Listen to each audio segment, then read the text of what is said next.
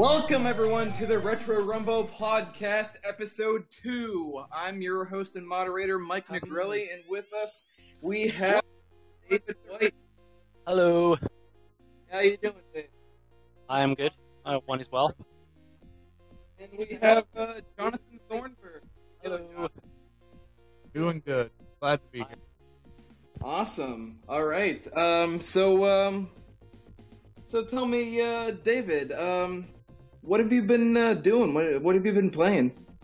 I've been doing something quite strange, actually. I was playing Columns. You familiar with the game Columns? What have you been playing? Yeah, actually. Yeah, it's a Mega Drive game. Quite strange, actually. I want to say it was exclusive to Mega Drive, but I don't think so. Familiar with the game Columns? But I realised that when you play it on easy, it is just that. It is easy, but if you lose your composure, you can easily just fill the entire screen. I realised that when you it's a match 3 game, by the way, much like Tetris.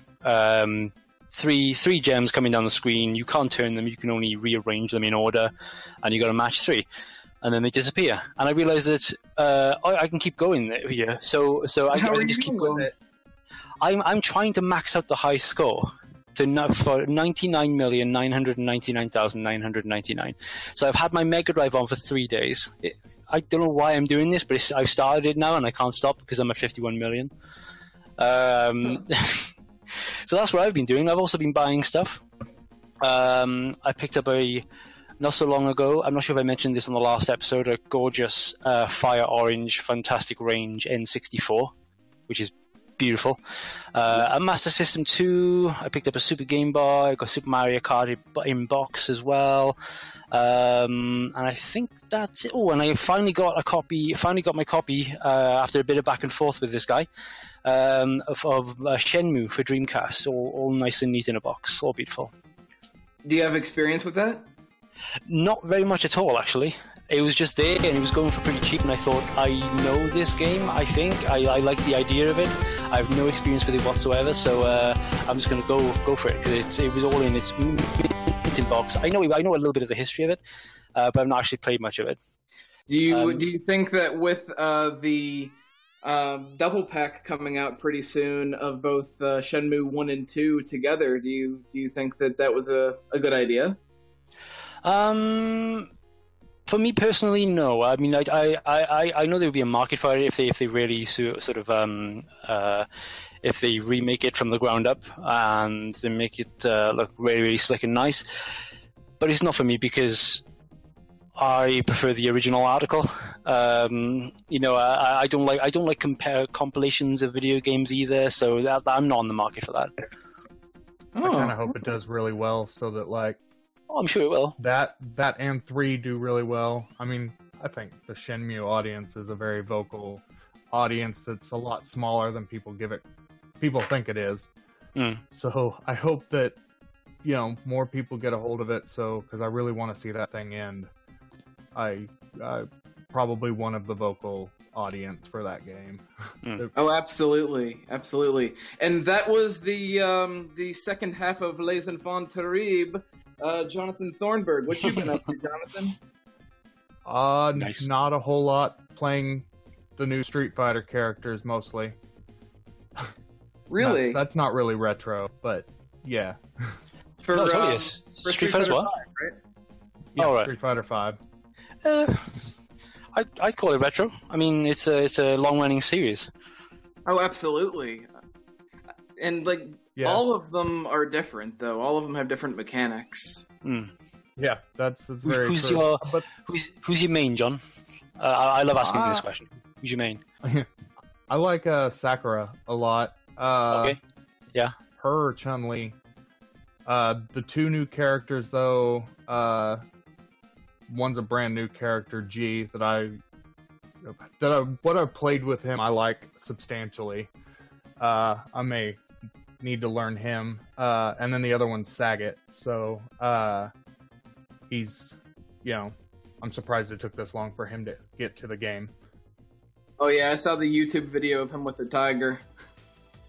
Yeah. Not as crazy as Tekken. Oh, with Negan? Somebody who... Oh, yeah. That's sorry. I had to dive in there because I remember that and I thought that is actually pretty cool. That is pretty awesome. Although I would have preferred to see him in Mortal Kombat. He would have been much better in Mortal Kombat, or like maybe Killer Instinct. Yeah, but because you had like he might be a little too normal for Killer Instinct. I guess, yeah. Yeah, I feel like Killer Instinct is a bunch of supernatural characters. Well, this one's made of fire, so. Yeah. I think is he made of fire? Is a what's his name? I forgot his name. What is Inferno, isn't it? No, it's something fire related, of course. Of course. But that's gonna bug me. I'm gonna have to look that up now. Okay. Ember. I want to say Ember. No, it's not Ember. That sounds weak. Oh yeah, I think you might be right with Ember. It's something like that, isn't it? I'm looking it up. I'm looking it up right now because that's bugging me. Well, while you're looking that up, I'll tell you what I've been up to. Cinder. I've been playing more Yakuza 0. Right. Sorry, Mike, I interrupted you then. Go on, carry on. Oh, yeah. I was playing more Yakuza 0. I'm writing an article about the fact that it's coming out on PC. There's a couple of bugs, so that's not good in the PC version. Yeah, other than that, I really hadn't been up to much video game related other than that, and I actually released a new video on my personal YouTube channel about the difference in philosophy of Celeste and Super Meat Boy. And those two have a lot in common, but they are very different. Mm-hmm. So that's what I've been up to. Anyway, on from the intros. Let's go into news. And, let's do it. Yeah, and insert news music here. Oh yeah, I should really find like some really 8-bit cheesy like sort of. I'll see. I'll get to work on that. See if I can find some retro themed or 8-bit sounding news music. That'd be great. All in due time, man. All in due time. First up on the news, we have that in order for fans to really be happy with the new Super Smash Brothers, Nintendo is having a company that makes third-party controllers make new GameCube controllers with character themes to them. They have Mario, Pikachu, and Legend of Zelda. Yeah, they're pretty cool, actually. Although I will say, the out of the three, I think the Zelda one is actually a little bit underwhelming. In fact, I think it's quite boring. They could have done so much more with it, especially in when it comes to the art style of something like Breath of the Wild. They went with something a bit more ocarina-like, almost in a kind of a nod to the cover art and the box art of Ocarina of Time. I think they've just gone for basically the black and gold. Yeah. So if I was on the market, I'd probably get the Pikachu one. Yeah, and it's really neat because even if you don't live in Japan, there's another company besides Hori who is making things for North America. Performance Designed Products is what it's called. And they're making their own 3 different themed controllers. Yeah, I've seen them. For the same themes, too. For the same themes. Yeah, I like the pale blue Mario one. That's a little nicer. I think there was a pale blue Mario one, wasn't there? I think so. Yeah, and he's got like a... I'm looking at it right now. And wow, yeah. They're nice, though. They're all nice. They're all really nice. I just think the Zelda one's a bit boring. Yeah, there's the Japanese Zelda one is black with like a little Triforce symbol on it. Hylian crest, yeah, that's all there is. And the American one is blue with the Hylian shield on it. Mm. Oh, really? But, I didn't see that one. Yeah. If you guys want to see what that looks like, you can go to our website, Culture of Gaming. There's an article about that. Yeah, we covered that. Yeah, absolutely. Check out the Blue Zelda one. That sounds a lot nicer. Oh yeah. And also in Nintendo news, we have Nintendo bringing 2 lawsuits to ROM websites. Because as we know, ROMs are illegal. And yep, I'm a law-abiding citizen. I've never touched a single ROM in my life. I don't know how that me got too. there. I've never even heard of what is this ROM that you speak of? I have no idea. Is it emu? What's it called? Emulation. It's called an emulator. An emulator, yeah. Ron, you're talking about like read-only memory, right? That's a computer thing, isn't it? Yeah, I think so. But the 2 websites are Love ROM and Love Retro. Basically the same side. Well, a lot of yeah, they're pretty much the same side. Yeah, there's a lot of money involved. Good luck with that. I know. I guess what lesson do we take from this, guys? I mean, don't touch those sites. if you're going to start a ROM website, do it outside of the United States, I guess. Well, I know, like a year or 2 ago, Nintendo did this with all of the big emulator websites, and just had like all of their first-party games taken down. So like not that I know a lot about this or anything, but no, any like first-party Nintendo games are really, really difficult to find online, except for some super shady sites. I mean, what? Screw it. I play with ROMs. I don't like to dance around. Apparently, it's still illegal if you already own the game. It's a gray area if you own the game. Nintendo has taken a stance. I know. Go on. Carry on. Oh, Nintendo's company-wide stance has been, though, that like any of their games are 100% copyright infringement, and even though, I mean, if you own the game, you can rip that ROM pretty easily with the right, $50 peripheral or whatever. So, what about Mother 3? Is that copyright infringement? Yeah. I mean, to them, yeah, it is. I mean, legally, it's kind of like their YouTube stance, where like you put up anything of their, anything that's theirs, you get no money from it, and they get, unless you go through their official channels, which is a pain. So, I mean, ROMs are no different. I mean, with stuff like that, why can't we just like say things like, "Oh, this game was made by XYZ, music composed by XYZ," proper crediting? Because I guess I see where they're coming from. Because if you do monetize your videos, you are making money indirectly off of their product.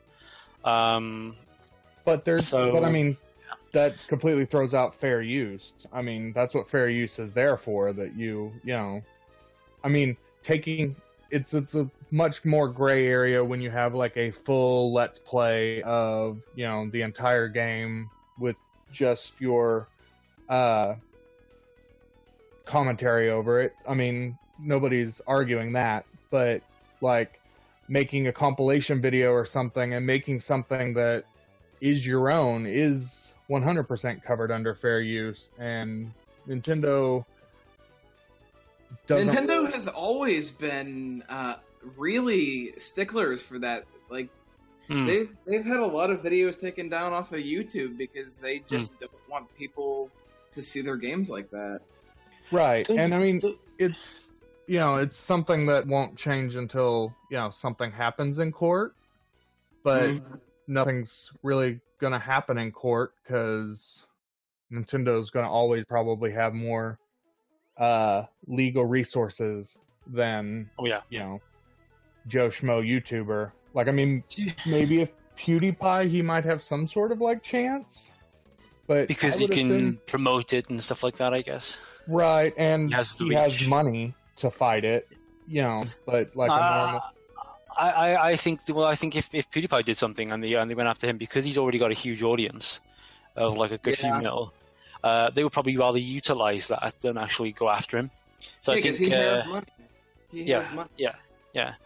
I would assume that PewDiePie, if he, or those kind of content creators, probably are in the Nintendo Creator Program anyway, just on the off chance that they.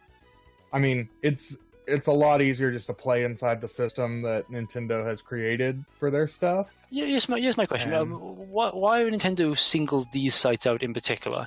Because, I mean, I hear on the grapevine, a friend of mine told me, that there's loads of ROM sites already out there. And also, the ROMs are, obviously ROMs are files, they could be copied 1,000 times over. So aren't they really doing something that's completely pointless? Because they're not going to stop. They're not going to stop the ROM sharing and stuff like that. It's virtually impossible. That's why we have streamed video now. So because all these movies being uploaded to the web and people downloading them illegally, instead of like people actually going after them, they thought, hey, why don't we just do exactly the same thing and charge people for it and give them the same convenience? So I just think, aren't they just fighting a losing? I know they're a big company and all, and there's a lot of money involved, but I don't understand why they've sent it, why they've circled around these two particular sites, and what they think they're really going to get out of it, because their ROMs are already out there. There's no stopping it. Yeah, well, whether or not it's a losing battle, they're not going to get any money. They're still fighting it. In fact, they're not going to get any money. In Japan, they're cracking down on barcades. Really? They're. Oh, that's horrific. Barcades are having to close down. In fact, I think the most recent there's a video on YouTube about this subject right now. It's really new from Super Bunny Hop. He basically it's all about how they're shutting down barcades because of this, and so what they have to do is instead advertise themselves not as a bar anymore, but instead as a used video game rental shop. So, when you use your smartphone to look for a bar, you're not going to find them anymore. You're going to have to look for them under a used video game shop. So that they can legally still sell alcohol there. And it's just a sticky situation all around. It is. It's just the I don't know. It's Nintendo kind of being stuck back in the 90s, I guess. Yeah, absolutely. Well, I also think they're obviously planning on launching some sort of virtual console-like platform if they haven't already. Well, they haven't they? Or some sort of platform for Switch. So they want people to buy their games again, like they did with Virtual Console. So they're probably trying to stop them from being available for free. But like I said, they're not going to do that. It's like stopping MP3 downloads. You just can't fight that. The internet's too big. Yeah, but at the same time, that doesn't make it any less illegal. No, I know, but I'm saying they're fighting a losing battle. So, I mean, whether they're fighting a losing battle or not, I guess to answer your earlier question, why these two sites, probably, I mean, so there are a couple of other places, Cool ROM, Emu Paradise, never heard of them. Bigger, yeah, I know. They're a Google search away, man. Yeah. When you go on there and you go into the Nintendo various consoles and all their ROMs and ISOs and that kind of stuff, you can't find a Mario game, you can't find a Metroid game, you can't find a Star Fox game, because, Nintendo took those down. I mean, you can find Contra, because that's a Konami game, and Konami doesn't really care, but first party Nintendo stuff is really difficult to find unless you're willing to take your computer health into account and try the dark web. Yeah. Well, I mean, not the dark web, but just some places where you better have your antivirus protection. Questionable areas of the web. Yeah. So, I mean, they pretty much won that, but there's no there's no virtual console to speak of on the Switch. What's there on the Wii and the Wii U and the 3DS store is rather barren. You know, they just kind of, I think it might have been another Super Bunny Hop, but somebody, I remember watching a video talking about, like, by the end of the Wii U's life cycle, they'd only released like 20 of their games to the virtual console. And I mean, they were like Super Mario and like things that they've already released 300 times. Yeah. They're even like virtual console wise, you know, they don't make it easy to get those games. Yeah.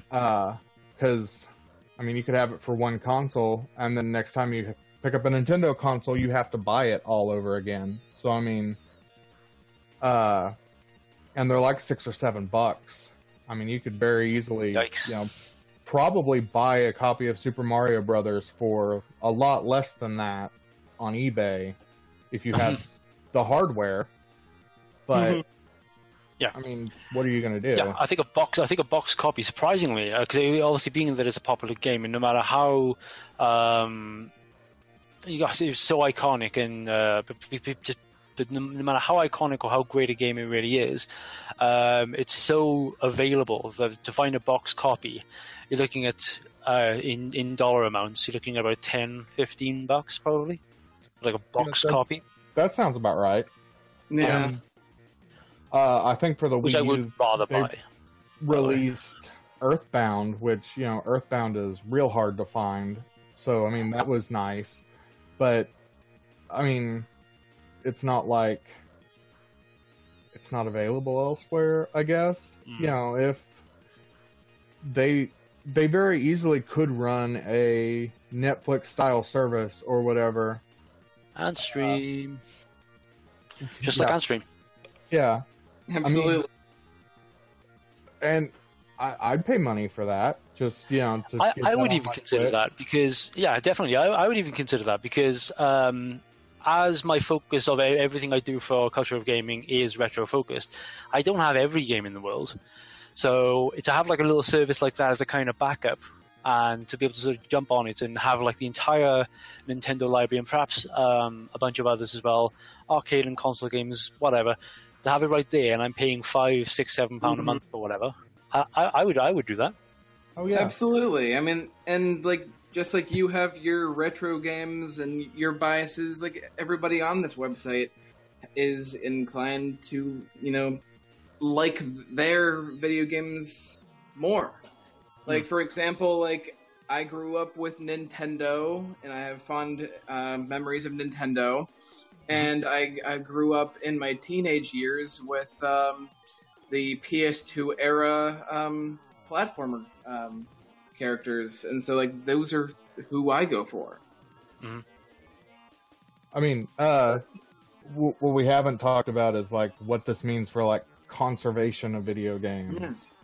I mean, whether ROMs are legal or not, there are a lot of games that ROM sites have up that are absolutely impossible to find.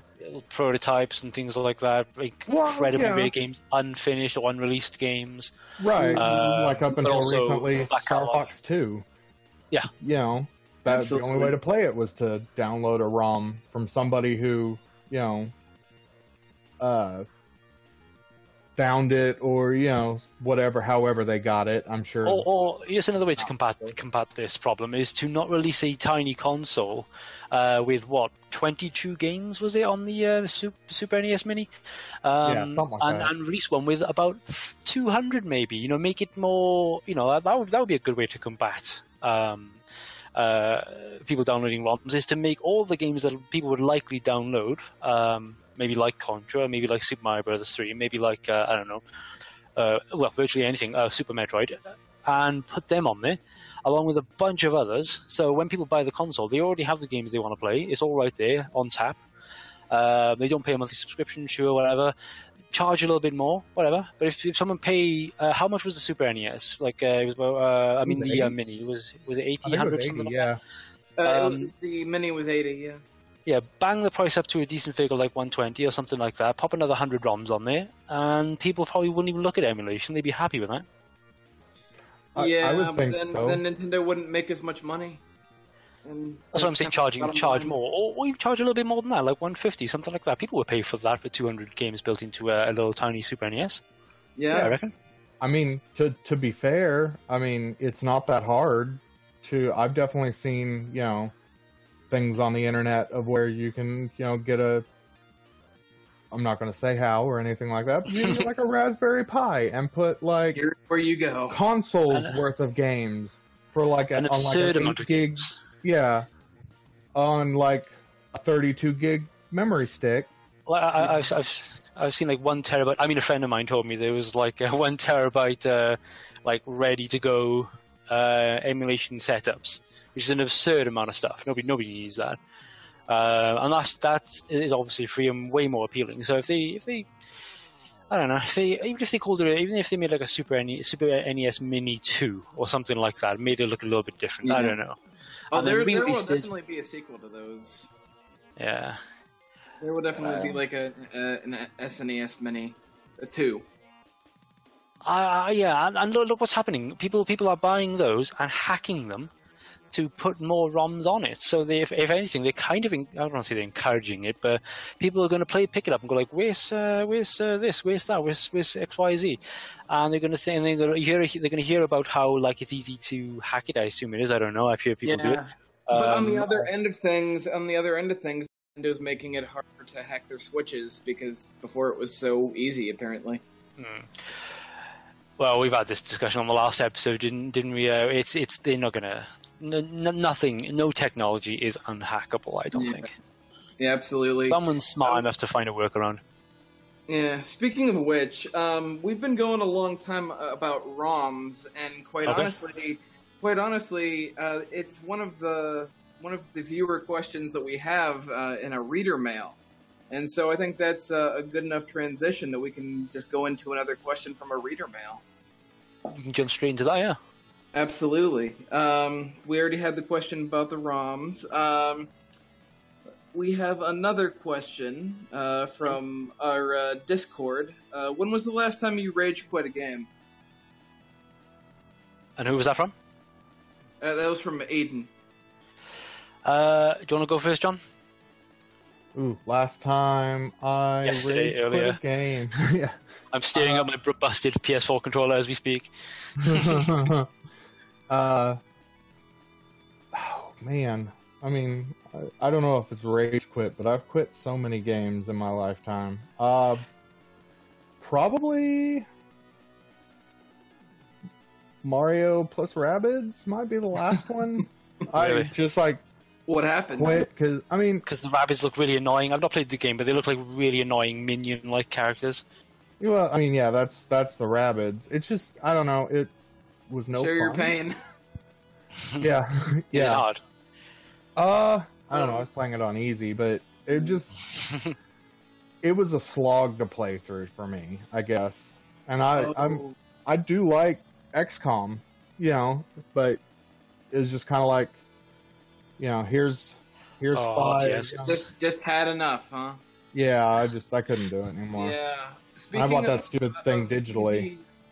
Speaking of quote-unquote easy games that you rage quit, not the last game I rage quit, but the one before it, we had this thing going up on our website, the top 25 2D platformers, and for some research, I replayed DuckTales. And, it was my job to write about it. And so I'm like, I've played it before. I should probably go back to it. So I just plugged it in, and man, that game is harder than I remember it. Even on easy, I eventually rage quit. Funny enough, you said that because when you asked the question, I immediately thought of what my answer was going to be, and coincidentally, we're not trying to get people to read the article. I want people to read it anyway, so yeah, go and read it. So we're not all just saying this just to get you to read the article, but my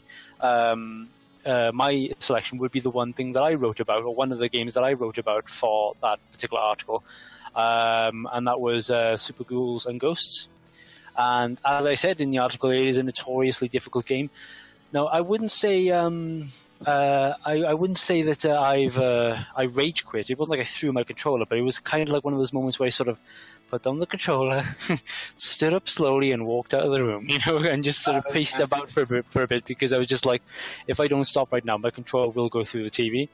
And then I would come back, and then up, and then like half an hour later, I would do it again. It is one of those games where it's so much fun to play.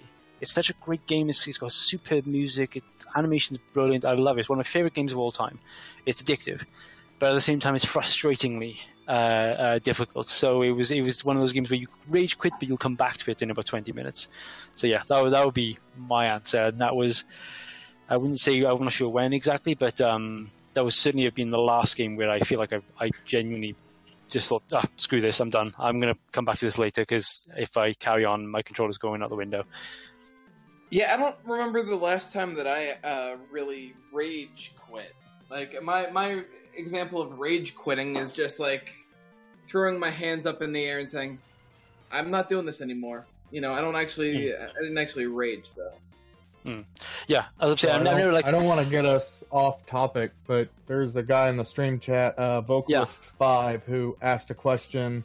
Is it fine to us if Nintendo removes their own games from the whole ROM site? Not the whole ROM site. I'd say that's fine. I thought that's the way within their right would go about it, because I would say they could remove the games, but do Nintendo really have the power to try and get the site shut down? They might try that, but they've tried it before, and. Like I've said, they did, purge a lot of the, more reputable, I guess, websites, a while ago. And, it stayed gone, because, the more reputable websites will play along so that they don't get totally taken down.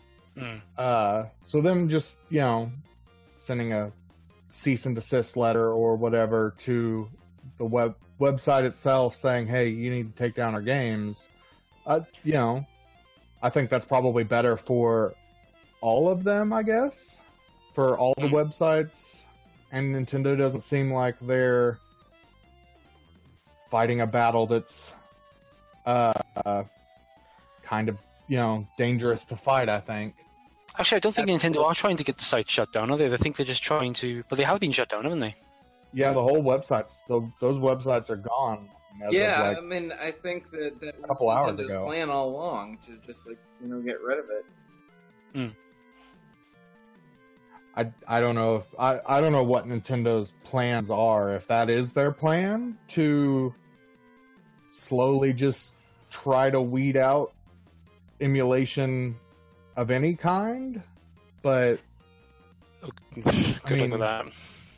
I don't think that Nintendo really has anything to protect other than itself. It's not really in it for anybody else, but if they take down the whole website, then so be it. You could argue that Nintendo could think like, if Konami and Taito and X, Y, and Z have got all their ROMs on there and they're going to be losing money, we'll just get our ROMs taken off.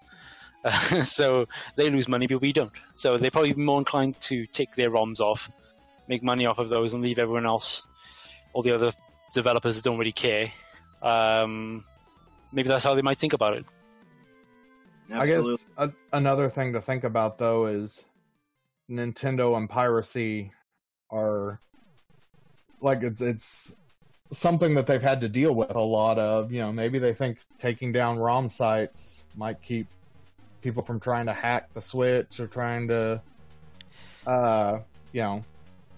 put whatever emulator, like a Sega emulator, on, their 3DS or whatever, if it's harder to get those ROMs for the average person. They'll always be available if you are so inclined, but if it wasn't easy for me to get, I probably wouldn't try too hard, Mm-hmm.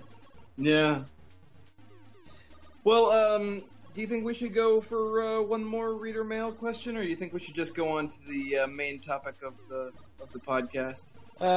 Go with the music one. Go with it. Oh, all right. Apparently, we have a question. From me. I'd like to know this time around from David White. Good guy, nice guy. Yeah, he's a pretty good guy. He's okay. He can be kind of a jerk, but oh well. He talks a lot. Yeah. What is your favorite video game boss fight theme? What does anybody have an answer? I have a good couple. I have to remember one, but one. Go first. I'll jump in. Okay. For me, it is definitely my number one for a couple of reasons. Because it's one of my favorite boss fights. It's one of my most memorable boss fights from when I was a kid, and it was the one that really sort of genuinely made me panic. And for that reason, it stuck with me. And it was from one of my most favorite video game series of all time. And it's the final fight, final zone boss theme from Sonic the Hedgehog 2.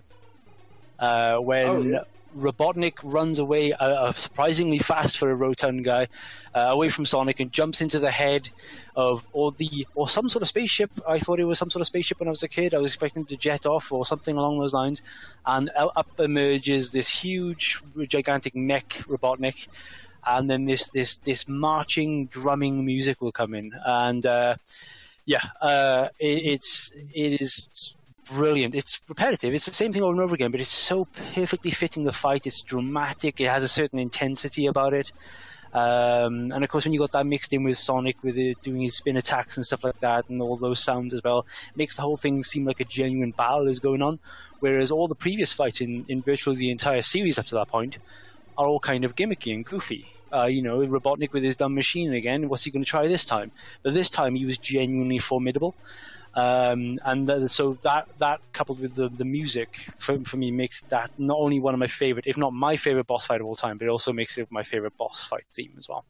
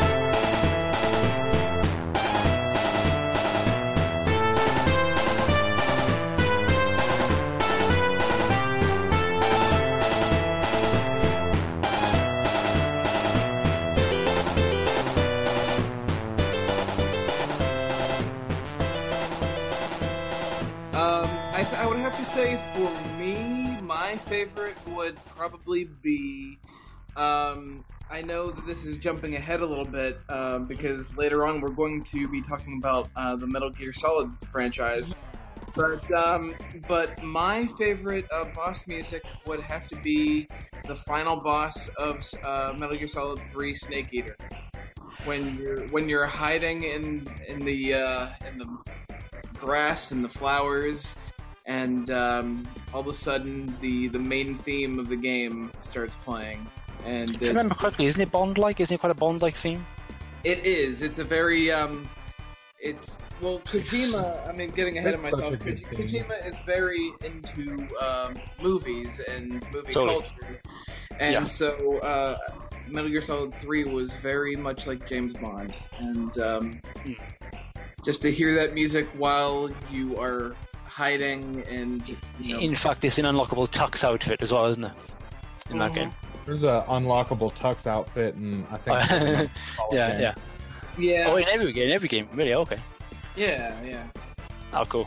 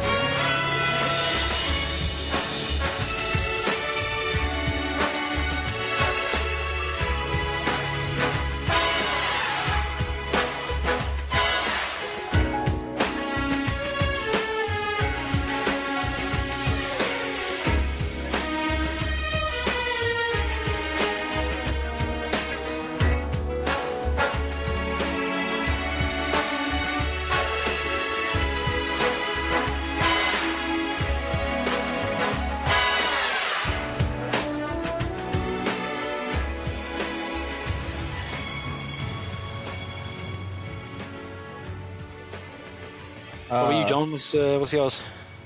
I was gonna kind of be mine. That or like, I think it's the Olga theme from Metal Gear Solid 2. I can almost hear that. Yeah.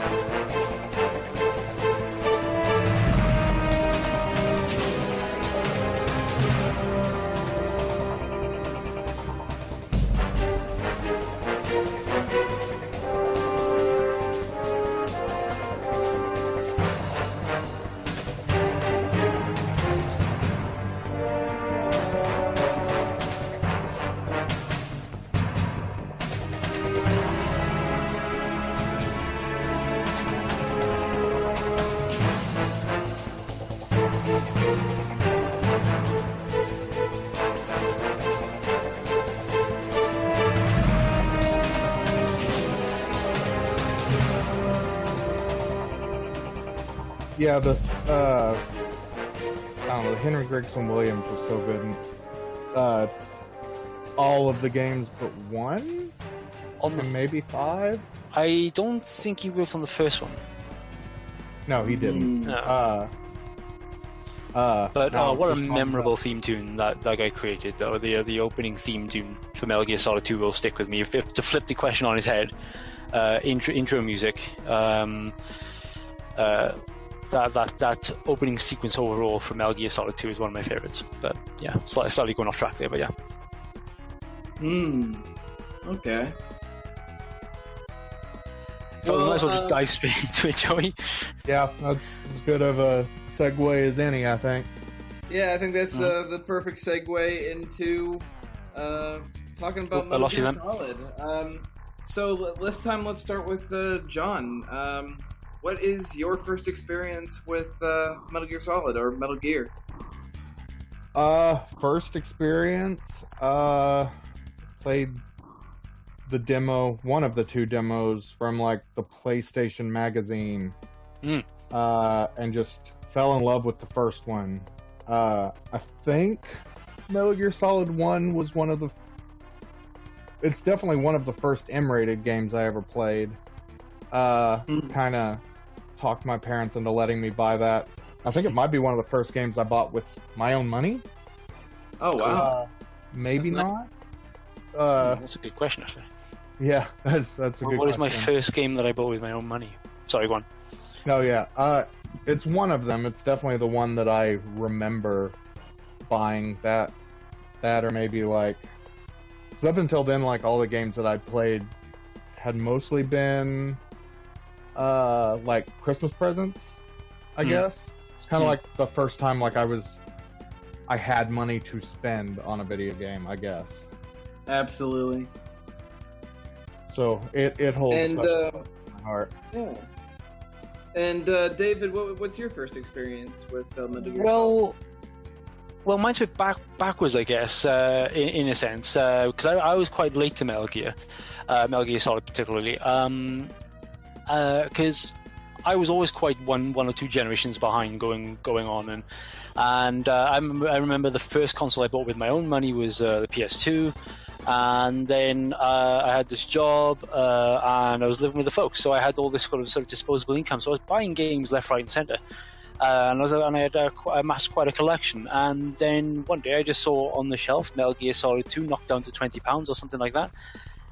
And it's quite unusual for me because I don't like to jump into the middle of anything, like a video game series, a film series, or anything like that. So it's quite weird for me to jump in at Metal Gear Solid 2. So yeah, I picked up this game only because to me it made me think of that it might be similar to Siphon Filter, because that is very, very similar in a way. It's a stealth action game, very Bond inspired. And yeah, I think it was Siphon Filter 3. Some might say Siphon Filter is very Metal Gear Solid inspired. Yeah, absolutely. I'm not even sure. But of course, from my viewpoint, I had not long played Siphon Filter 3, and it was like my first proper stealth game experience. I didn't realize games like this exist, and of course I had this game then, and if I remember correctly, on the back of the cover it shows like a snake peering around a corner of a box or something. I thought this is a game for me. So that sounds about right. Yeah, I think there was some sort of tanker screenshot if I recall. I think it's the one where he's in the underground passageway, not underground, the lower passageway when he goes into the place where the Metal Gear Ray is held. He has that shootout. I think there's a picture from that. Doesn't matter. So yeah, I picked that game up. Loved the hell out of it. Played it non-stop. Became totally addicted to it. Played it so much that I was looking for everything. I started to spotting all these little sort of like. I loved the codec as well. I was looking at things and calling people just to see if they said something about it. Because there was so much stuff crammed into that game. So much audio. So many hidden things. So many secrets. So I was just playing it non-stop. And as a stealth game, it's really, really good. Well, that's great. My first experience with Metal Gear, and this is funny because it's kind of the exact opposite of yours, David. I started that generation of consoles. I only had a GameCube, and so what happened? Okay. What happened was my brother who he didn't live with us at the time, but he bought a PS2 by himself. So when he came over, he had I think 3 games, because by that point the PS2 was pretty old. And so he's like, all right, these are the games that are really good for the PS2. I got to try them all. So we had God of War, Prince of Persia, or Sands of Time, and Metal Gear Solid 2, Sons of Liberty. And so I tried Sons of Liberty. So did my brother, and we just didn't really get into it. We had one of those moments where it was like, what do I do? What you expected? What do I do? Where do I go? When do I shoot stuff? Right? I think we chose to start with. I think when you start a new game, you have the option to choose to start in the Raiden section instead of just starting, at the beginning of the game with Snake. And yeah, they give you the plant or the tanker you could choose. Do they really? Yeah. Yeah. Huh. Yeah. Which is always a weird thing to me. I think the 3rd game does that too. Was that But we chose to start with the Raiden one, not knowing what we were doing, and we were just so confused. And so a couple years later, there was an anniversary collection that came out of the Metal Gear Solid games. And it came with a PS1 copy of Metal Gear Solid 1 and PlayStation 2 versions of Metal Gear Solid 2 and 3 Subsistence and Subsistence. Yeah, I actually own that. Substance. That version, I guess. Yeah. And I just always thought that was cool because, Metal Gear Solid 1, I mean, it's a PlayStation game, but it comes in a PlayStation 2 case. Absolutely. Yeah. Yeah. But it was really funny, too, because, I just got it on a whim. And it's really... This is what happened. I was at the mall one day. I wanted to get a new game. And so I got... what did I get? That Final Fantasy VII PSP spinoff with Zack. What was that game called? Crisis Core. Crisis Core, that's right. Yeah. I got that, and then just on a whim, I decided to turn around. I had walked out of the GameStop in the mall, and on a whim, I just decided to turn around. I'm like, you know what? No. I haven't even played Final Fantasy VII. What am I doing with this? So I returned it and got Metal Gear Solid 1, 2, and 3. Might as well get 3 games for the price of 1. I mean... Exactly. It was $30 at the time. Sweet. Yeah. So, yeah. Having the first one be... I mean, I think I played the first one probably a little bit late. I mean, maybe 99, 2000. I think it came out in 98. My order was 2, 3, and 1. Yeah. Yeah. But playing the first one back before the internet and all that, and then picking up the second one, that twist with Raiden is literally probably the best bait and switch in any video game ever. This probably could never be. Yeah, it could probably never be done again. And I remember having a really a violent negative reaction to that. Really?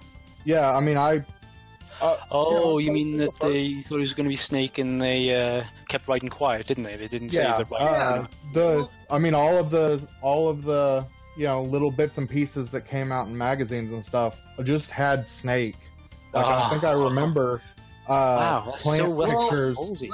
Let's get into this now. Quite honestly, with Metal Gear Solid 2, that bait and switch, Hideo Kojima is now, at the time he wasn't so much, but now he's known for basically not giving the audience what they want. Or rather, with Metal Gear Solid 2, it felt like he was giving the audience what they thought they wanted.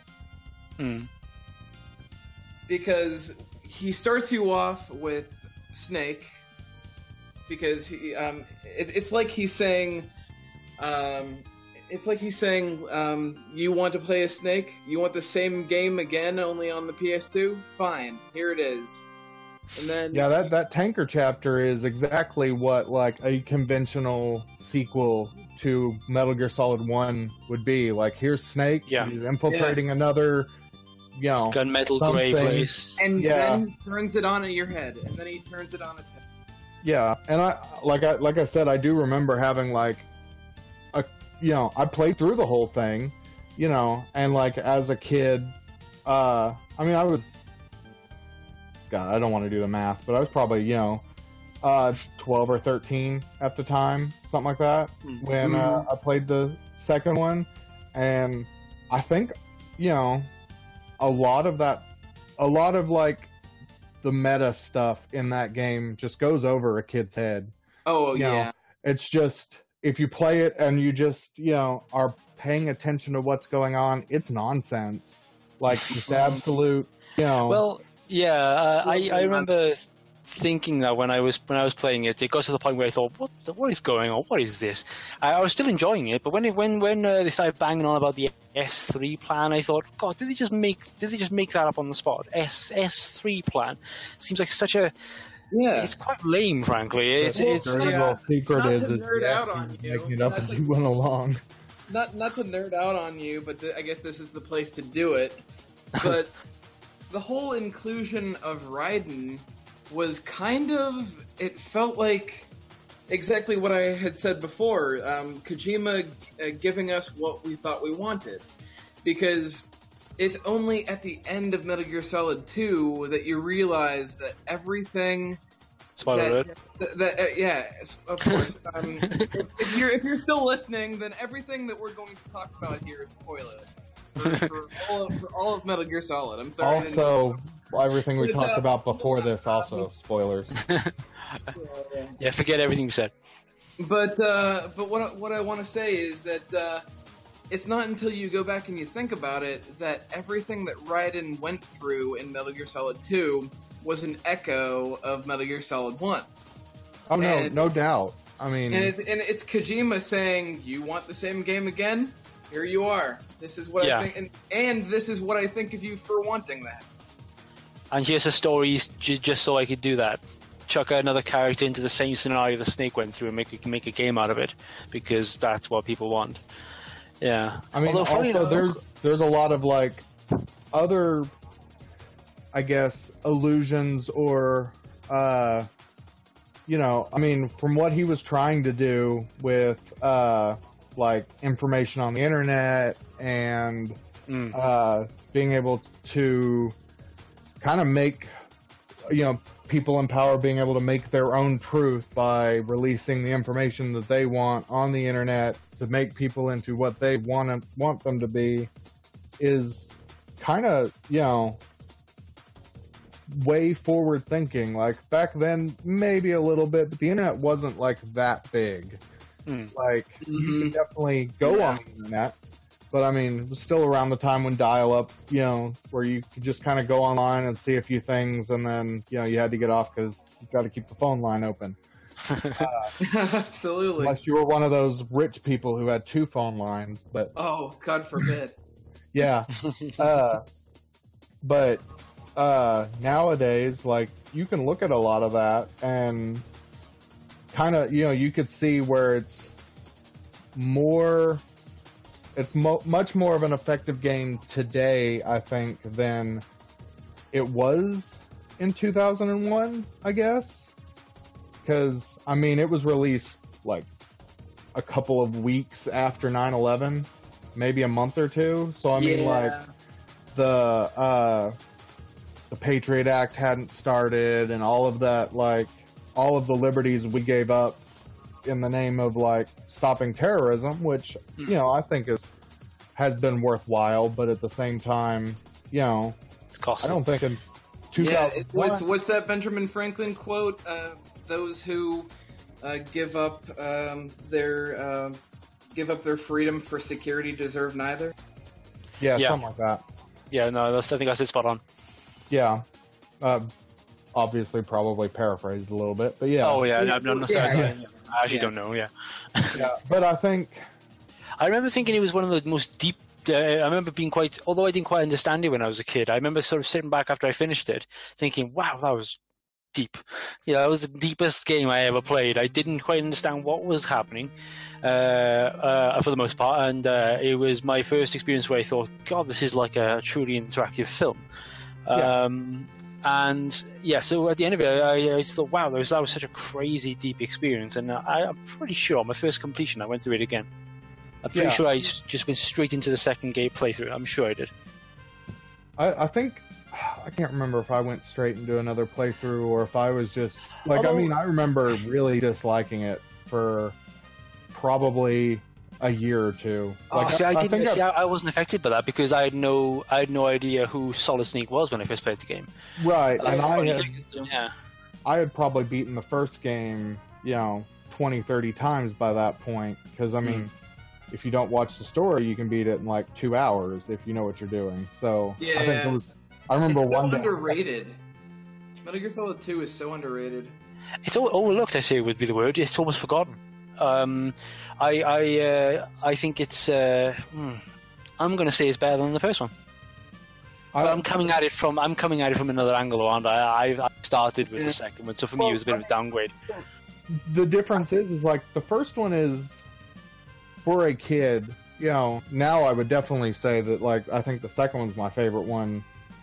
The first one's still really, really good though, and holds up so well. Right, I guess depending on what day. I like the third one a lot too. I think they're both kind of on the same level, but I couldn't gel with the third one. Yeah, and I understand why you probably couldn't, but the first one is so straightforward, I guess.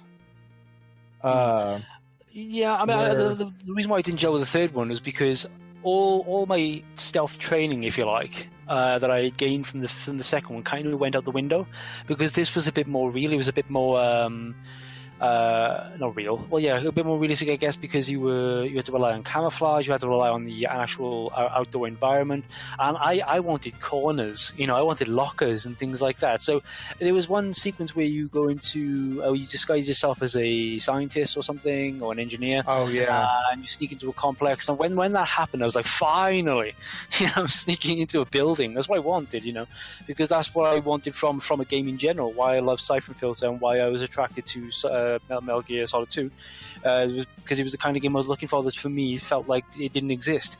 So to go from that then to Metal Gear Solid 3 and to find myself trying to hide in a bush or behind a tree and stuff like that, I just could not do it efficiently. I just kept getting spotted. I kept having to run and hide under a shed and come out again to be spotted. I just couldn't enjoy it. So that's one game I really need to go back to because I don't think I gave it a fair shake. And the third one with all of the camouflage and that kind of stuff, it was a completely different experience, I guess. It's probably the most gamey of all three because because I would think that the first I would say the first one more arcadey. It was more arcadey. Well, you don't kill an enemy, they drop an animal, and you're the first one. You're not keeping up with two different a stamina meter and a health meter and a camouflage meter that really are just numbers. That that's what I mean by gamey is they're just you got to go through 2 or 3 different menus to get to the camouflage menu, to get to the food menu, or to get to... In that regard, I'd agree with that in that regard. I just meant that in the original Metal Gear Solid 1, you kill an enemy, they disappear and drop, a box of ammo, and it's just very arcadey. Right, yeah. I agree with that. It's for, the PlayStation 1, that was pretty much all... you could do. Although, the first Metal Gear Solid, I think, feels the grimiest because of, the PlayStation 1's, something that, Twin Snakes completely... Nobody has a face. Yeah, I mean, well, yeah, they have some sort of weird alien face where they have like the impression, almost like an alien trying to be a human, where they, like in that sort of sci-fi movie way, where they have like an impression of an eye and an impression of a mouth. And, like no objects are like solid. Like the way you look at it, like the pixels will shimmer and move, and it was just weird. But like because of that, like the way that Shadow Moses looked was just like dirty and run down, and like I don't know if he meant to do that. Like that was another thing like Metal Gear Solid 2 never really, I feel like, got to, because I mean like just playing Metal Gear Solid 1 is kind of feel like you need a shower afterwards, especially like when you're in the wow. When the you're only in time you ever feel like you need to shower in Metal Gear Solid 2 is when you go into first-person mode and you look up and have a seagull poop on you, or a guard pee on you. Oh yeah. Well, that's in fact that's all in one sequence right there. You can slip on bird poo and have a guard pee on you. There are so many Easter eggs in all of the Metal Gear games. Metal Gear Solid 2. I remember getting a document off the internet, a kind of a walkthrough. But the annoying thing is this walkthrough didn't put them in any order, so that would have been cool. So I just wanted to find everything. You know, I remember probably one of my favorites is also kind of one of the more gross, is when you are covering Hal's sister as she sneaks along an oil fence and she's getting sort of shot at by drones, and if you use the aerial mic, not aerial mic, is that what they call it? Directional mic, and you point it at Snake. Snake says something along the lines of, "Ooh, nice. I wonder if I should ask Hal before I ask her out." But she's like 14, isn't she? Yeah. I was like, "Oh, Snake, I just lost a lot of respect for you, buddy." Wow. So if you look at the only female hostage's like crotch as Raiden, you'll get a call. Yeah. You'll get a call from Rhodes scolding you. Well, I mean, if you hide in the right locker, you can like lean forward and kiss the poster, or like you can even masturbate. Like, it's so weird. you can bob up and down, and then like Otacon will give you a call, and stuff. Yeah, it's pretty weird. Yeah, I'm just trying to think of others now because there's so many. Another topic. Yeah, moving on. My thing with the third one though is like the story is so straight. I mean, it's really straightforward. Yes, but at the same time, like it's also really deep. Like you don't leave Metal Gear Solid 3 being like, "What just happened?" 3, you definitely 3 gets my votes for best boss fights. Yeah. Oh, yes. Yeah. The end. Actually, no. I'm not gonna say best. Actually, no. I'm not gonna say best because my favorite was the 20 ray fight as Raiden. When you're fighting them with there we got 20 rays coming at you, Metal Gear rays. But what I meant to say was the most unique and almost fascinating boss fights, like the end. Yeah. Let's talk about the end. Let's talk about the fight against the end. You could turn off the PS2 and come back like 2 days later, and he's dead. I think it's a week. Like, it was like is it a week? I don't know. Yeah, it's a long time. Because I think that's what happened to me. I was just playing it, and I thought, where the hell is he? I just could not find him. And then you find his body. I have since learned the trick to spot him, but it's still really hard. And then one day I loaded up the game, and it was a cutscene of Snake sort of just wandering around behind him, just sort of giving him a glance. And he was still in the sniper position, isn't he? But he's dead, and then like his bird flies off, which is obviously very lovely. But basically signifying that his soul, he's dead, he's gone. But yeah, I remember thinking, wow, that is quite crazy and incredible. All of the bosses in Metal Gear Solid 3 explode at the end too. I thought that was always fun. Oh yeah, they were the best. I felt like Metal Gear Solid 4 and 5 kind of dropped that, you know? Oh, most definitely. In Peace Walker. What was the boss fight against Big Boss's dad, or what was his name? The guy with the glasses, in the lake. He was a ghost. Oh, the end? No, that was the Sorrow. The Sorrow. That's it. Yeah. That I found fascinating because later on I found out that every person you kill in the game appears as a ghost, making that sequence harder. And I thought, ooh, message. You know? Also, they like bleed from wherever you shot them. Brilliant. So, I mean, grotesque. Yeah. So if you kill somebody in the crotch, I think they scold you or something. No, or they like walk around grabbing their crotch. I used to literally see a ghost sort of pointing at his crotch and then having a go. You're going, look what you did, you know, comically, like a John Sasaki kind of character, just being a little wacky and goofy, you know. Yeah, we don't talk about Johnny Sasaki. Yeah. So, just so that we can move along at a good pace, what do you guys think of Metal Gear Solid 4? Not played it. I liked it a lot, but probably... You did see 4, right? Later on, I liked 4, I think, a lot more than I liked it when I first played it. Oh, I never went back and played it. That might be my problem. I think I appreciate it more than I like it. I think I watched someone play Metal Gear 4 once, and that was it. Seemed like, from at a first glance, a very different game. It looked more like a third-person shooter. But then again, that could have been just the way he was playing it. There was a lot of stuff going on. He was being chased by these gazelle-like mini Metal Gears. I don't know what the hell they call them.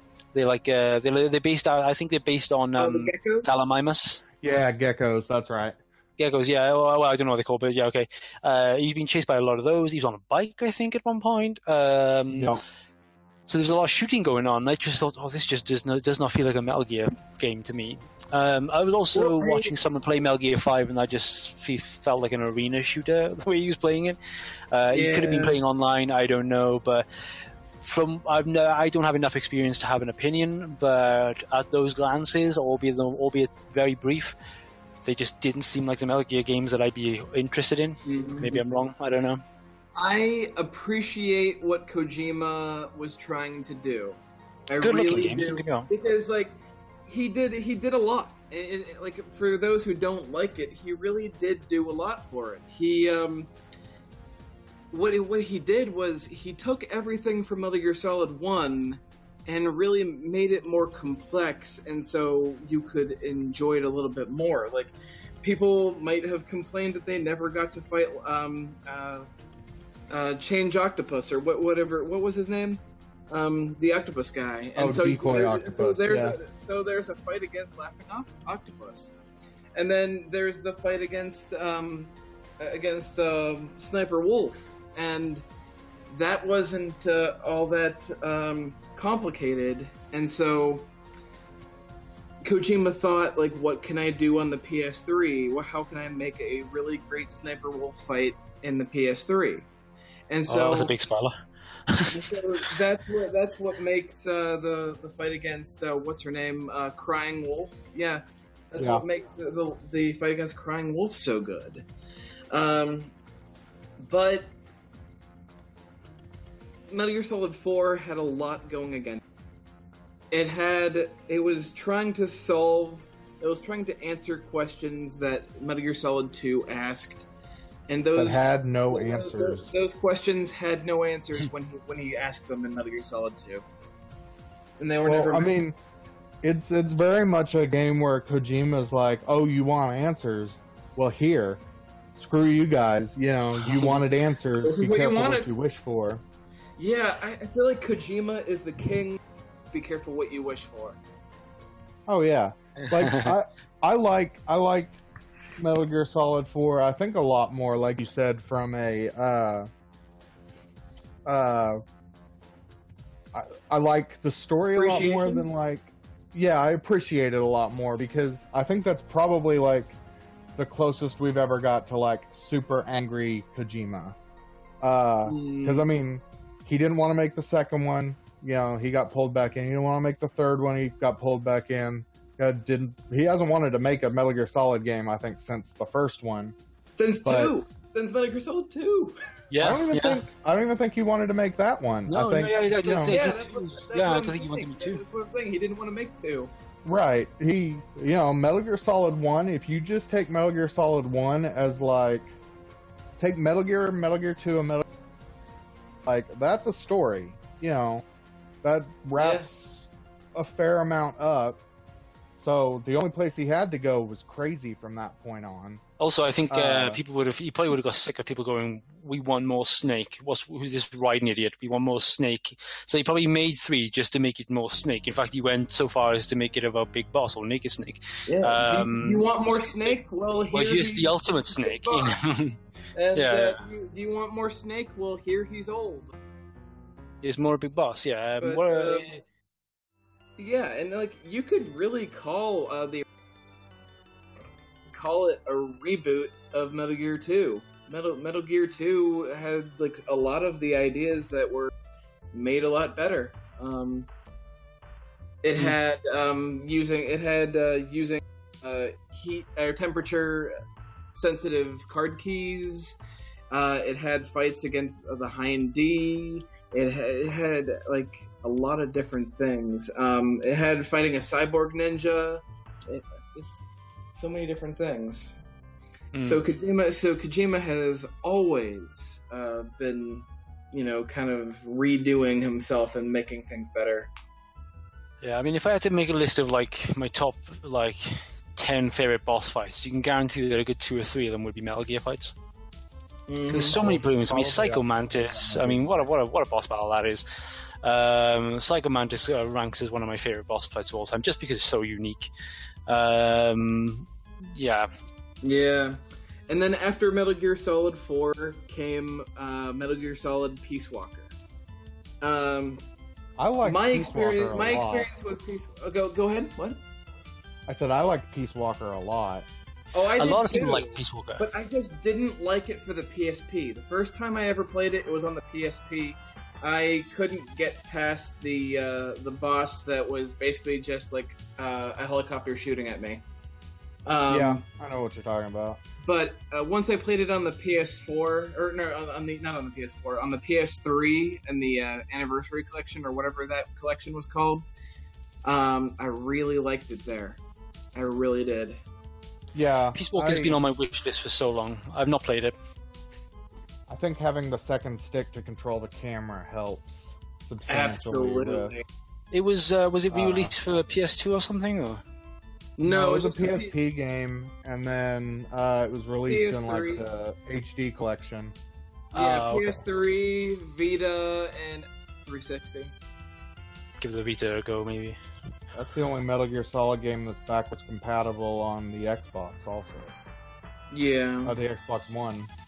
Fun fact of the day. That's really good news, so that Microsoft fans can enjoy that. But and then after Peace Walker, which was really good, had really cool, characters and everything like that. After that was Metal Gear Solid 5, and that was a little bit more complicated because one, it came in 2 different games, and then that was weird. You were gonna be lost if you didn't play Peace Walker because it had characters from Peace Walker. That was so weird because wasn't the first part of it? What was it? It was a Phantom Pain, Zeroes, and then Ground Zero. What the hell was Ground Zeroes all about? Ground Zero seemed so. I mean, I've not played it, but from what I heard of it, it just seems like such a. Well, we have this, so should we just chuck this out for now, and while we get on with the rest of it and make that a separate thing? That's kind of how it was so Konami small. Wanted to release something because, I think by that point, Metal Gear Solid 5 had been. Is this where the friction started to develop between Konami and Kojima, perhaps? Because he was dragging his feet. That had been going for a while, honestly. That could be a topic on its own. Yeah. Let me tell you. But I would much prefer. Would have preferred Metal Gear Solid 5 to be more like Ground Zeroes than what it wound up being. What do you mean? I mean, Ground Zeroes was. Yeah, it was I guess. The beginning of the open world or whatever that Metal Gear Solid 5 became, but it was everything was back then. Yeah. It I don't know how to really say it. It's like Ground Zeroes was a much more like focused effort. You know, you were infiltrating a base. One base.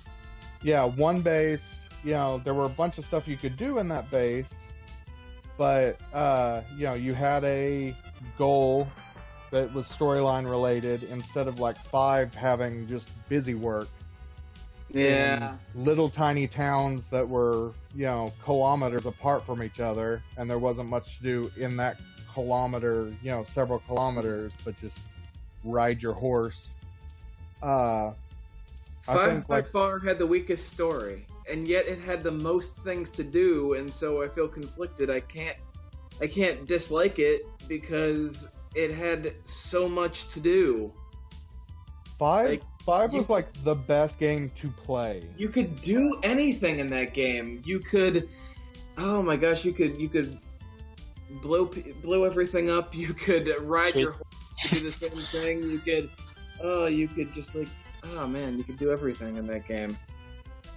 And I don't know if we want to get into, you know, the ending, you know, spoilers and everything. I'm not going to. Certainly for me, I've not played it.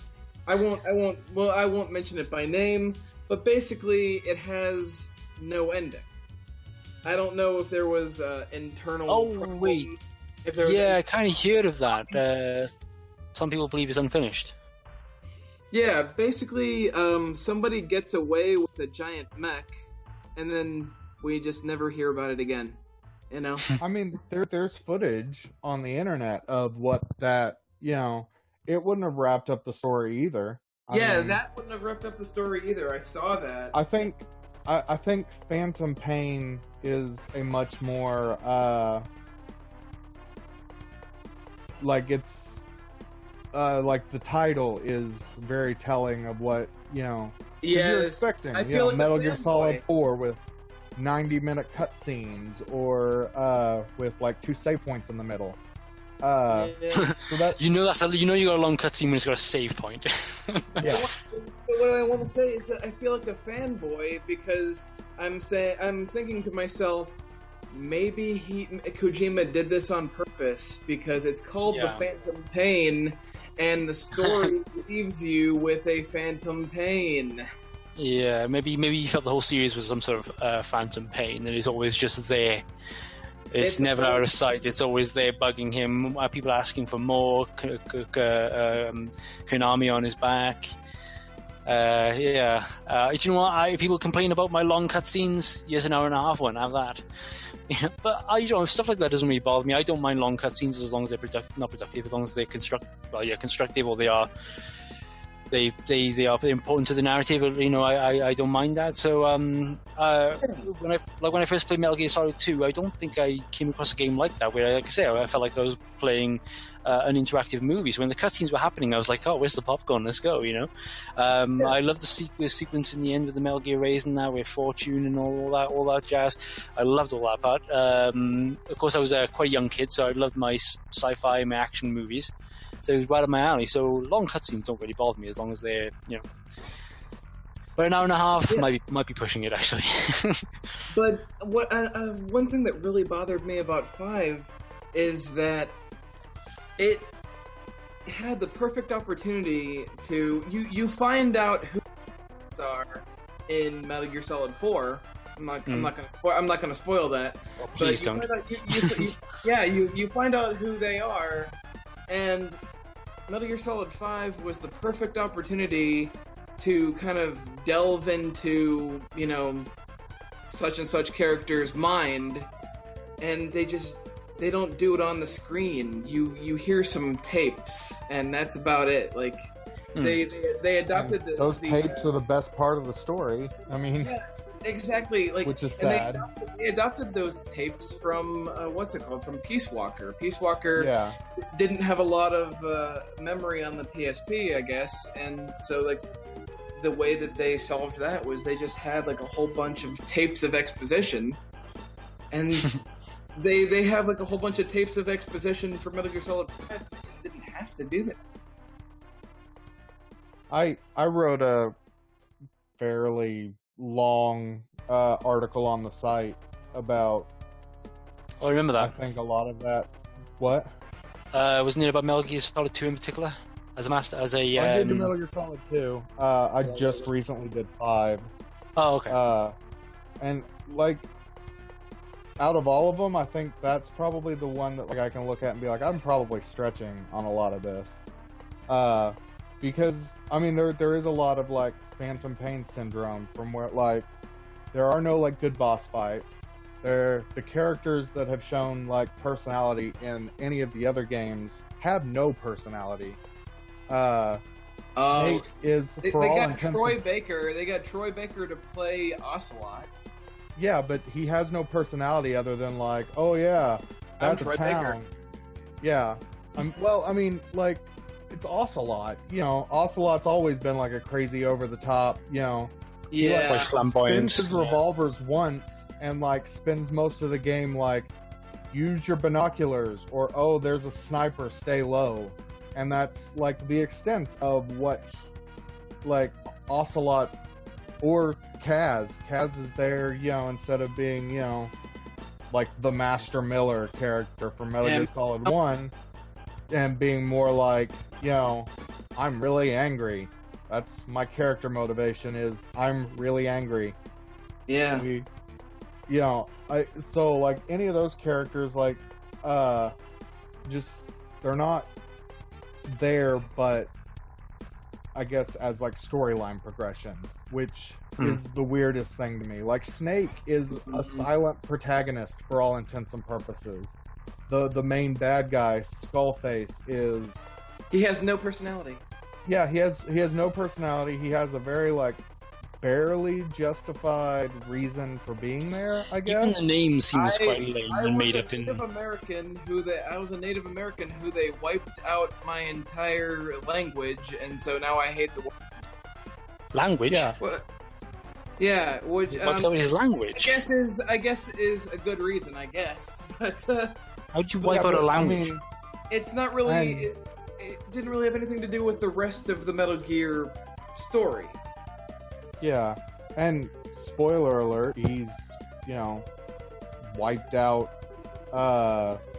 barely, you know, like, I mean, halfway through the game, he's gone. You know, and then you're just kind of left, you know, it's like an 80-hour game just to, like, fix one minor plot hole. And I think it's, you know, I don't know, I want to like it. I want to appreciate it. Yeah, I feel like we could go back and about how Metal Gear Solid 5 let us down, but at least Kojima's moved on to Sony. Now we've got Death Stranding, which looks weird. But you know, and Konami released Metal Gear Survive, which was horrible. That didn't happen. I hated that upon sight. I just thought, what is this? They're basically just latching onto a already very popular and overdone subgenre of the zombie survivor shooter. Metal Gear Solid 5, but with zombies. And, so let's just stick it in the Metal Gear world. They could have just called it Survive and made it something completely different. Why did it have to be a Metal Gear game? Isn't there some sort of wormhole involved or something? Like people get sucked through a wormhole into a zombie world or something? Don't worry about the wormhole. That's a thing in Metal Gear Solid 5. Anyway. So whatever. Oh really? Oh wow. I don't like being angry.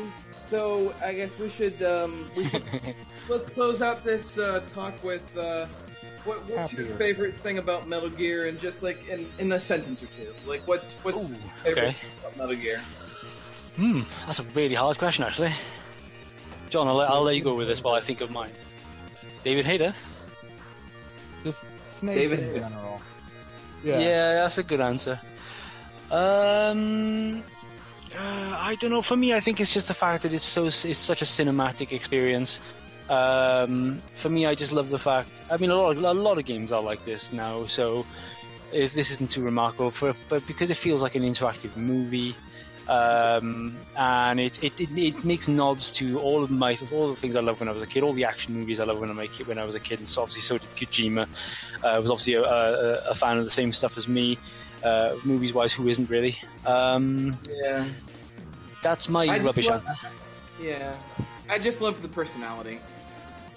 In one word, I love Kojima of Metal Gear Universe, and Metal Gear Solid 5 kind of took all that away a little bit. Being positive, love the personality.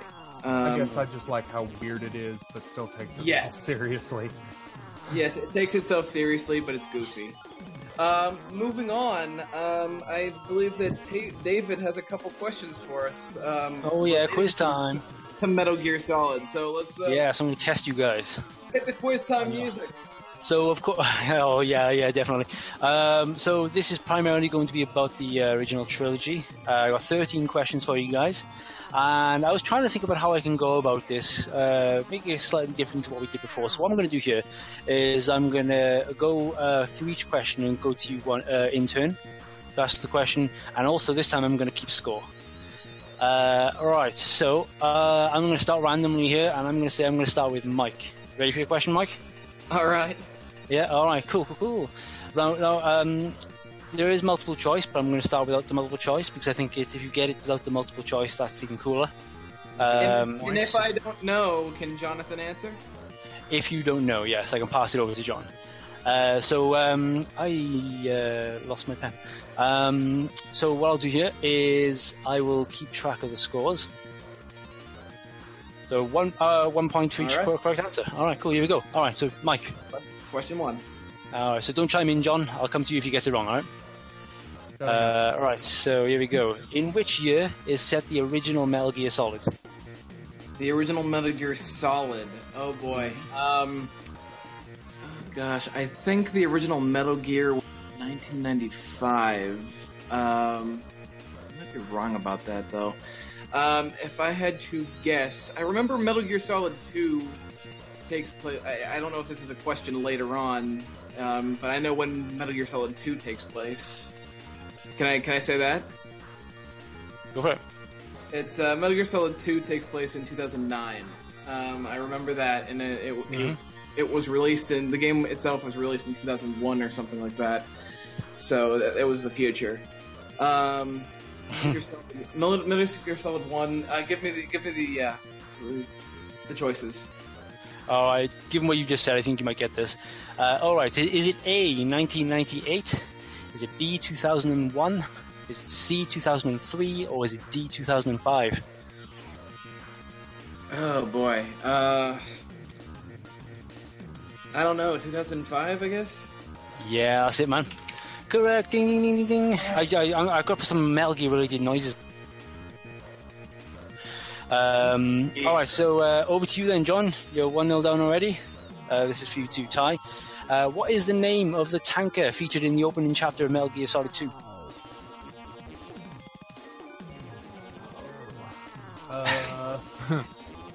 What's the name of it?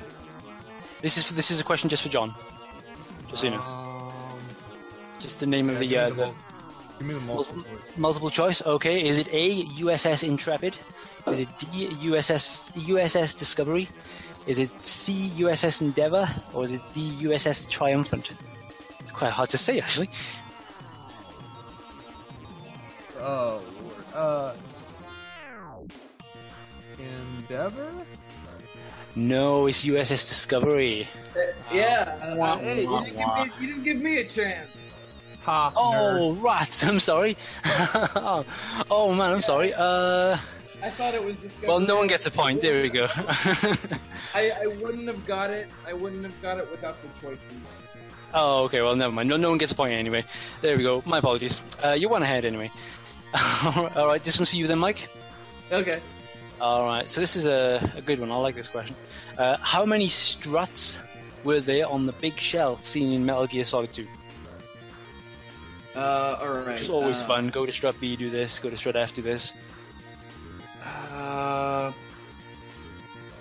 Let's see, were there 2 of those? I remember there was a strut E, and it was like, give me the choices.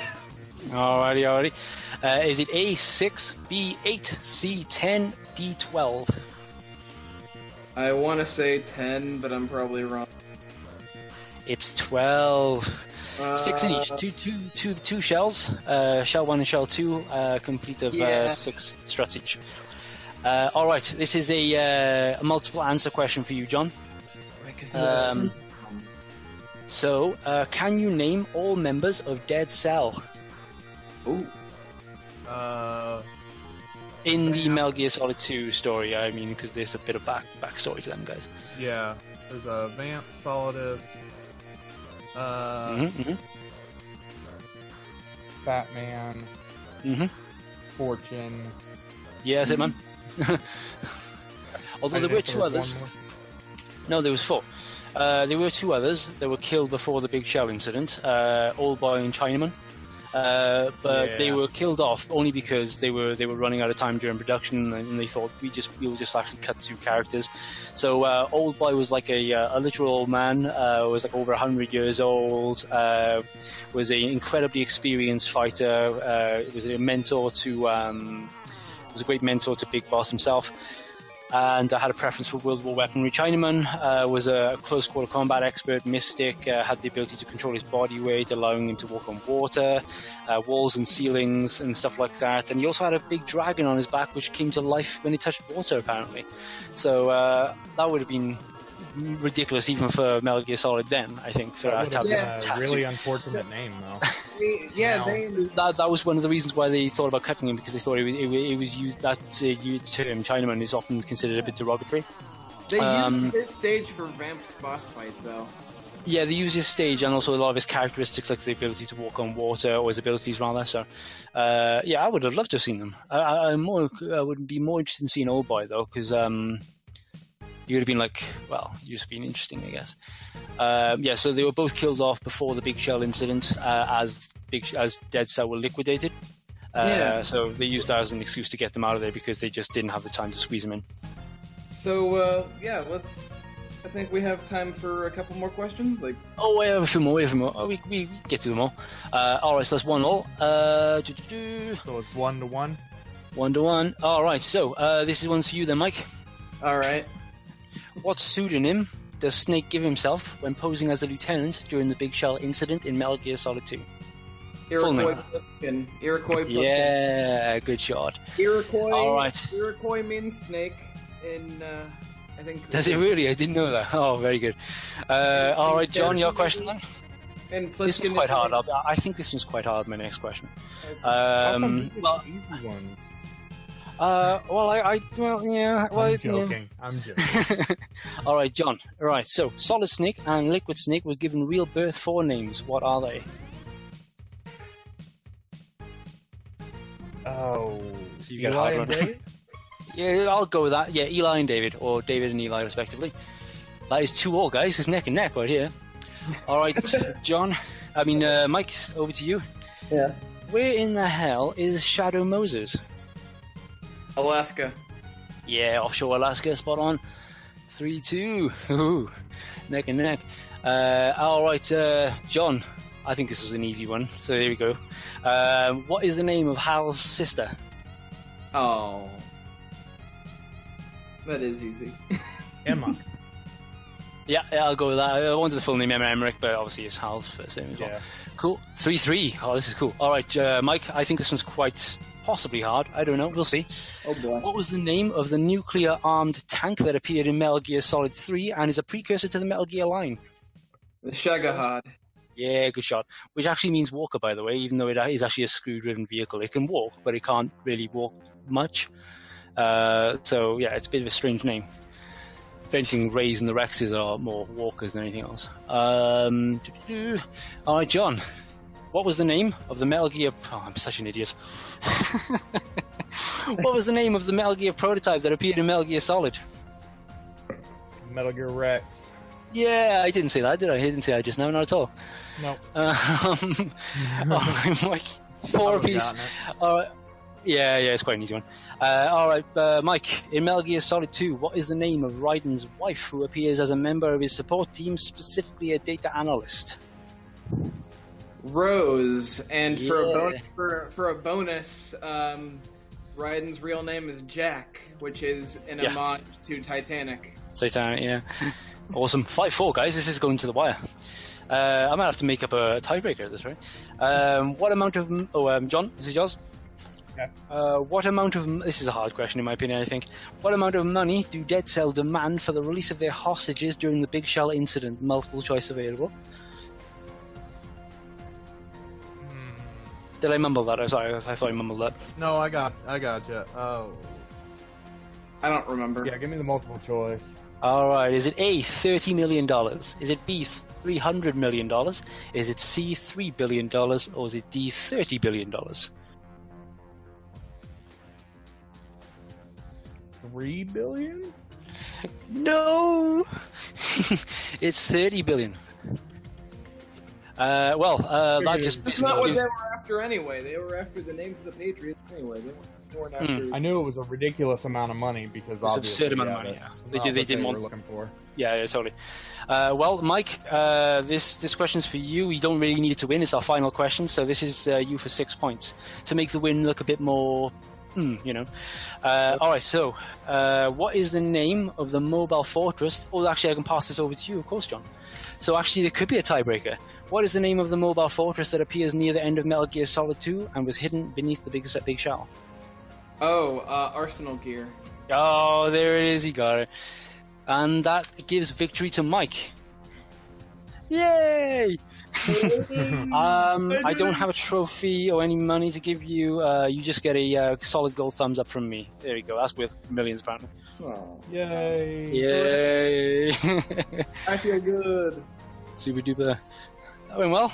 That was actually really fun. I wanted to do more. I really wanted to do more. I didn't write more, but I wanted to do like 20, 25. Because Metal Gear's got such a crazy lore, so many games. Yeah. I could have gone bonkers with that, but I didn't. So, David, where can our listeners find you? The best place to follow me right now, I say, would be Instagram, because that's where I post most of my retro gaming shenanigans, and that is at Davey, DAVEY.SHIRO. There will be a Retro Rumble pod, which I'll be using more in the future, but I'll keep everyone noticed about that. And probably Twitter, but I would say, just Instagram is probably the best place to follow me. And do you have anything to promote? No. Well, yes, I suppose, because we've mentioned it earlier, and no work has really gone on it yet. So there's two things that I'll be working on soon. There'll be for those who read my This Week in Video Game History articles, those will essentially be converted into a video format and will be posted to YouTube. And eventually, this is still possibly may not happen. I don't know. It's still something I'm figuring out. I plan to create a series of accompanying episodes to these shows called the Retro Rumble Historia, where I go into greater detail about video game history. So the typical topics, big topics like the first episode series, which will be about the Tetris saga and all the stuff that happened behind that. So, all right. Follow us on Facebook. Follow the show on Facebook, and I'll post more about that when they are underway. Yeah, follow us on Retro Rumble Pod on Twitter. And John, what do you have going on, and where can our listeners find you? You can find me on Twitter at leftstick, LEFTSTICK. Right now, other than just like odds and ends, reviews for the site, I'm doing This Is the Police 2 right now. It should be up early next week. I'm also toying with the idea of doing like a wrestling thing, or wrestling federation through WWE 18 or whatever. I'm working on that. I don't know, when I'll actually be able to get that complete, but I always thought it would be fun to basically have your own wrestlers and simulate wrestling events, and then just me yelling over it. So really cool. That sounds fun. I used to do that when I was a kid. Yeah. I used to record AI football matches when I played FIFA when I was a kid, and I used to do my own commentary. Oh, nice. Yeah. I figured I could do that on Twitch. That sounds like a lot of fun, actually. Yeah, and for me, I would like to take this opportunity to promote our top 25 2D platformers. Oh yeah, on cultureofgaming.com. You can find me at GameOld on Twitter,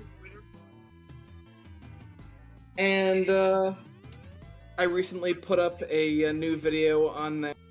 It's about the difference between Celeste and Meat Boy. I'm sorry, I'm hearing my echo for some reason.